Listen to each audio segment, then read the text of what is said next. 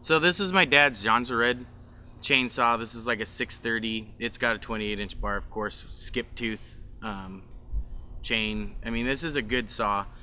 And my dad worked for a logging company for many years, and it's the one he actually retired from. And when he started working for this company, they assigned him this saw, and he got it brand new out of the box or crate or whatever they put him in. And so this saw is basically the only person that's ever owned it and even really used it, except for me and maybe my stepdad that's maybe did some work with us, or we did some work with him. My dad, this was my dad's saw. And so throughout the years, I mean, he had this saw for 16 plus years working for the company, and it came time for him to retire, and the company was going through some changes, and so they were basically shutting down. And so they allowed my dad to retire early and still give him his full benefits and everything for retirement. And one of the things he wanted is he went to his boss and asked if he could buy this saw. And they told him no. They said, no, you can't buy the saw. We need to take it back because of inventory or whatever financial stuff that, is property of the company. And so my dad was extremely bummed. And he had still had several months of work before his retirement was actually official. And so he still had the saw with him. And like there'd be a few times during the weekends, and I'm in like high school during this time, and on the weekends I would maybe go cruise timber with him and wander around, and he would always mention to me about how bummed he was that he couldn't have this saw. Just would go on about how he even offered to buy it.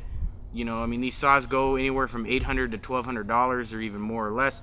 And I'm certain that he probably offered a ridiculous amount of money just so he could keep this saw, and they told him no. And so my dad, just for months upon months, that was the one thing he was bummed about. He wasn't, ungrateful for like the work that the company gave him and stuff like that. He grew attached to this saw.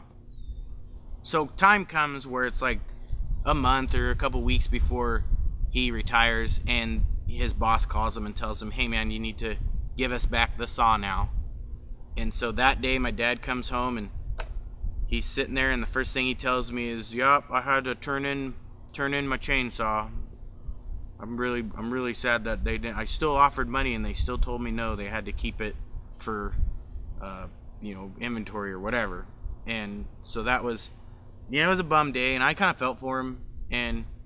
But what was funny is, so like a couple days before his actual retirement, where he was done working, he had to head over to the corporate office and sign some paperwork and stuff. And so as he walked into the corporate office and he walked around the corner, here was this saw all cleaned up with a new bar, new chain. And I think it had a bow on it from what he told me, because I wasn't there. But it was sitting there, and they had a cake, and like there was this boss, like his lead boss, and like all the foremen that worked with my dad, and just this group of people giving him a farewell retirement party. And there was this saw, and they pulled the covers right over my dad's head and made him think that he wasn't going to get this saw for like 6 months, and he ended up getting it. And they just gave it to him, and it's just one of my most favorite stories, and it's ironic that it's about a chainsaw. But my dad, till this day, still uses this saw. Talk about redneck carpentry. Just yesterday, we're cleaning that garage, and we were cutting some boards to put down to lay, put boxes on top of the boards so they're not on the concrete in our garage. And we had basically a 2x10 or something.